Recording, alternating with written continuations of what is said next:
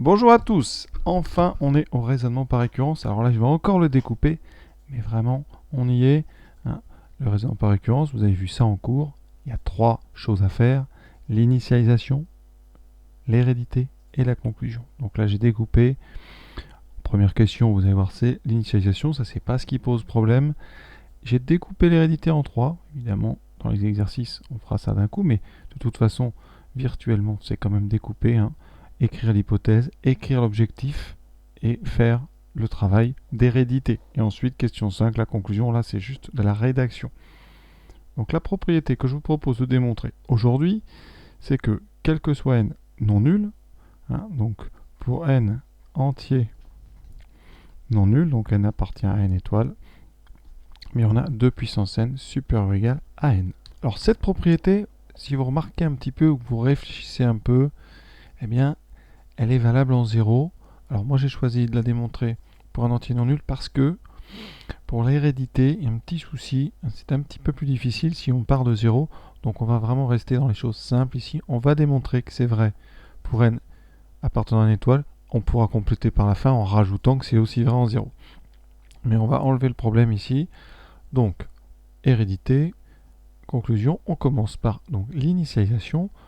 Donc premièrement, au rang, donc ici, comme on vous demande de démontrer pour n appartenant à n étoiles, donc n non nul, on commence à n égale 1. Donc au rang, n égale 1, est-ce que la propriété, elle est vraie? Alors c'est simple, ici c'est une inégalité, donc on va calculer les deux membres. 2 puissance n, eh bien ça vaut 2 puissance 1, ça vaut 2. Et le membre de droite c'est n, ça vaut directement 1.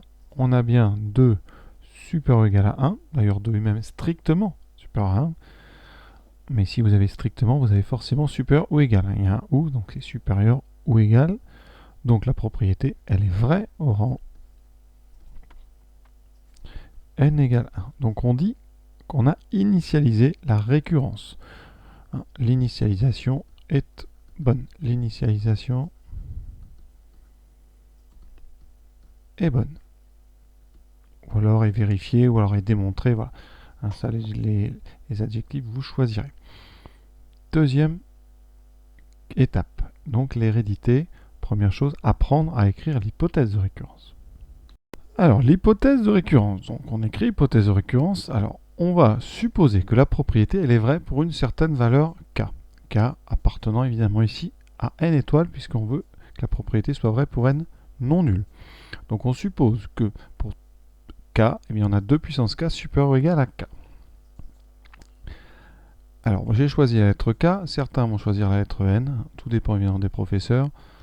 Moi, je préfère donc choisir cette lettre k pour pas mélanger, on va dire, la propriété qu'on veut démontrer avec ce qu'on est en train de faire. Après ça, hein, chacun fait un petit peu comme il veut. Alors, ça, donc cette hypothèse, ça s'appelle l'hypothèse de récurrence. Quand on s'en servira, on le signalera parce qu'on va forcément s'en servir dans la démonstration de l'hérédité. Moi, je la signale ici quand je m'en sers au tableau par un H et un R, HR, et je m'en servirai évidemment dans la question 4. La question 4, elle nécessite deux choses. D'abord une hypothèse et ensuite un objectif. L'objectif de notre travail. C'est-à-dire qu'une fois que vous avez fait une hypothèse, il faut un objectif. Cet objectif, c'est de montrer que si la propriété est vraie pour K, elle va être vraie alors au rang suivant, que je ne connais pas non plus, mais notre objectif, c'est que 2 puissance K plus 1 soit plus grand que K plus 1. Et donc votre travail dans la question 4, ça va être, on va dire tout simplement, mais ça peut être très difficile, de passer de notre hypothèse de récurrence ici à notre objectif, c'est-à-dire la propriété au rang suivant. Donc voilà le travail, et ce travail, c'est le travail d'hérédité, c'est-à-dire on va montrer le caractère hérédité, on passe ici de génération en génération. Donc on va faire cette quatrième question. Alors ici c'est une hérédité sur une inégalité, donc il y a un petit peu de travail qui peut être différent selon les exercices. Là c'est des inégalités, vous allez pouvoir des égalités, pouvoir aussi des sommes, donc il faudra travailler un petit peu tout. Chaque, évidemment, question est traitée, on va dire, différemment. Là, vous allez voir, on va faire un travail de majoration. Alors, je vous donne un indice parce qu'ici, on en aura besoin.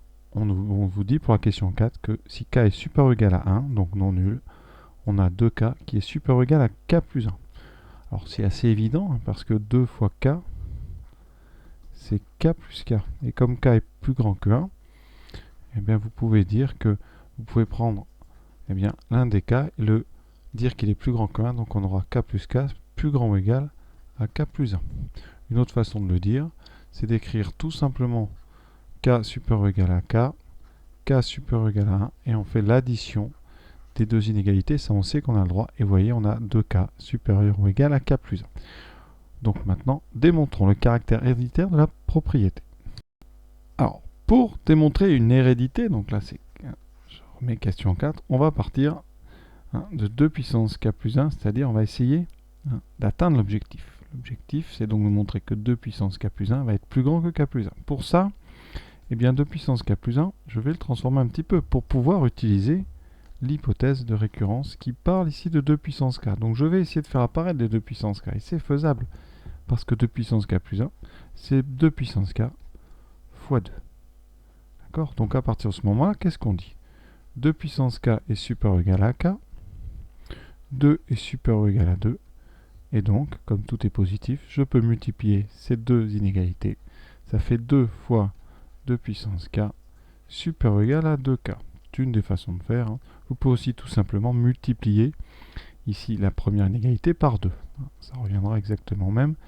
Donc, on arrive à quoi? Donc, quel que soit, ce symbole c'est quel que soit k supérieur ou égal à 1, on vient de montrer que 2 puissance k plus 1 était supérieur à 2k. Et on a dit tout à l'heure, c'est donné dans le texte, que pour k supérieur ou égal à 1, 2 fois k, c'était plus grand que k plus 1. D'accord? Ici, vous avez une chaîne comme ça d'inégalités. Par transitivité, c'est le nom de cette propriété. On a donc 2 puissance k plus 1 supérieur ou égal à k plus 1. Qu'est-ce que c'est? Eh bien, vous reconnaissez, c'est l'objectif. On a atteint notre objectif. On a démontré le caractère héréditaire de la propriété. Ça veut dire que si elle est vraie à un rang k, elle est obligatoirement vraie au rang suivant. Et donc ici sur votre copie, on dit l'hérédité est donc démontrée. Reste maintenant à finaliser et à faire la conclusion. Alors la conclusion, c'est juste une phrase dans laquelle on fait le bilan. On dit, eh bien, la propriété est initialisée au rang n égale 0. Ou alors vous mettez l'initialisation est bonne pour n égale 0. Ensuite, l'hérédité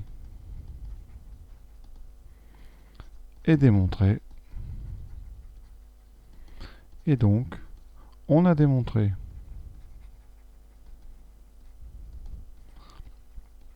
par récurrence sur n que, et là on répète la propriété, pour tout n appartenant à n étoiles, donc n entier non nul, 2 puissance n est plus grand que n.